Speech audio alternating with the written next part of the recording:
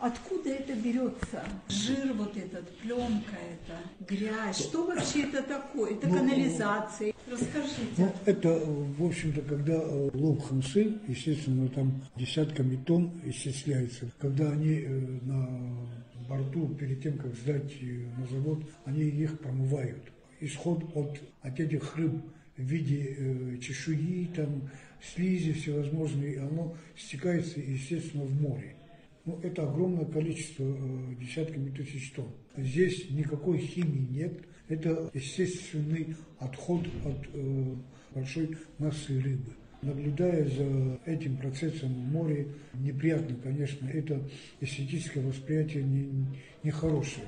А так вреда экологии в этом плане не наносится никакой. Мало того, оно является в дальнейшем кормом для других рыб. А то, что чонги валяются, водоплавающие птицы, мы позавчера с коллегами выходили на берег, да, обнаружили несколько туш, но не сказать, что это массовое отравление или же какое-то инфекционное заболевание. И если это было бы отравление или же инфекционное заболевание, то десятками тысяч можно было бы увидеть туш этих птиц. Что, кстати, имело место в прошлом году. Массовая гибель, да, это было связано с инфекционным заболеванием. Вот мы вчера подобрали 2 образца по договоренности с ветеринарной службой, будут отправлены в Кропоткино в лабораторное обследование. Посмотрим, какой результат мы получим. Но уже предварительно сегодня с утра, общаясь с ветеринарами, меня уверили, что это смерть, наступившая естественным образом. Это естественная смерть. Но и тем не менее здесь катастрофы нет.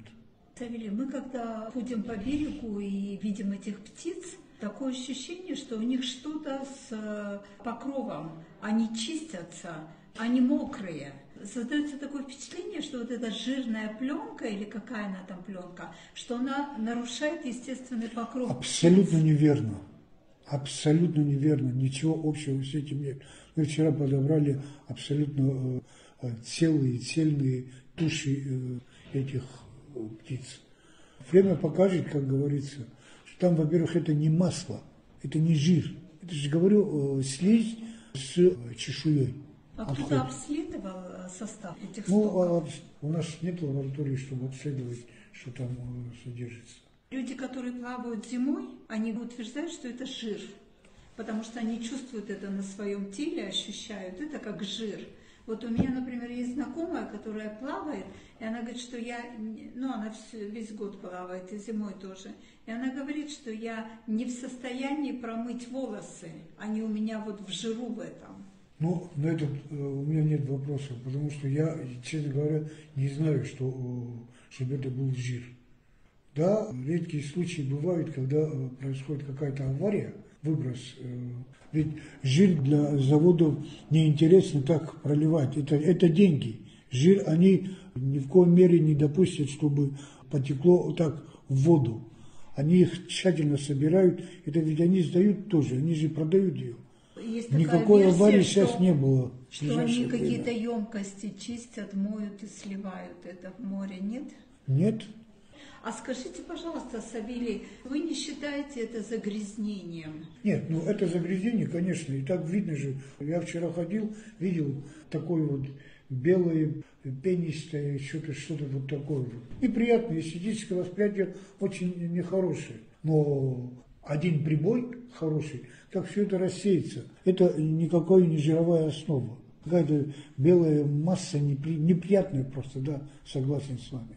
То видео, которое у меня там выложено, там говорит человек о том, что и рыба погибшая плавает. При перегрузке может, хамса же они перегружают, да, может вывалиться несколько штук. А так, чтобы погибла рыба из-за загрязнения морской среды, это исключается абсолютно. А какие-то возможные очистные мероприятия для того, чтобы вот эти стоки не попадали прямо в море? Это ответственность рыбзавода или танкеров? Нет, это рыбзавод. Конечно, это в советское время было предусмотрено строительство этих заводов на берегу в городской среде. что категорически противопоказано и не должно быть. Все эти заводы должны быть выведены за пределы городской черты. А как получилось так, что вот они у нас прям в Так центре они же до города? войны, в советское время, они там, был рыболовецкий колхоз, был рыбкомбинат, не помните. Серьезные предприятия были, к сожалению, но сейчас вместо них оказались вот эти вот. Тогда, помните, кильку готовили, коптильные цеха там, а сейчас только все перерабатывают в муку. Предусмотрена какая-то очистка вот этих стоков? В Турции то же самое. Наш коллега ездил, чтобы перенять там опыт турецких заводов. Ну, один-ка, думаю, это же турецкие специалисты здесь же и строят. И по той же методике продолжают ловить.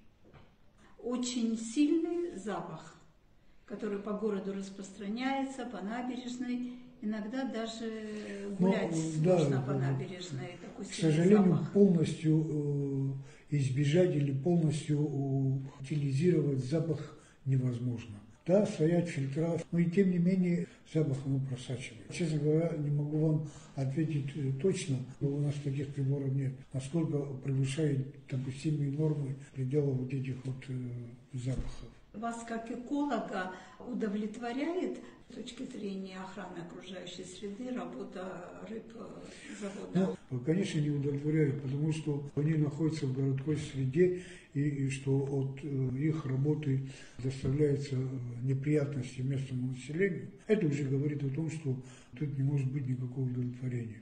Со временем, если правительство сможет добиться и вывести их за пределы городской черты, тогда будет меньше и ажиотажа, и меньше вот таких вот проблем.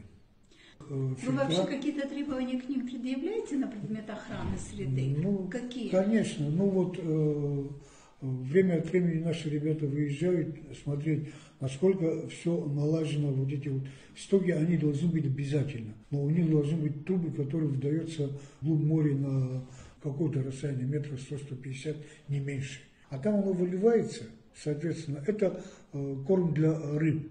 Это не химия, это органика, по большому счету, от переработки для получения муки. Когда вот эти вот запахи, естественно, нам тоже, как и горожанам, не нравится. К нам тоже претензии предъявляют. Ходят ребята, смотрят, ну, фильтра есть, просто они абсолютно локализовать запахи не удается ни самым современным фильтрам, понимаете? Чтобы решить эту проблему, надо, конечно, их выводить за пределы городской черты.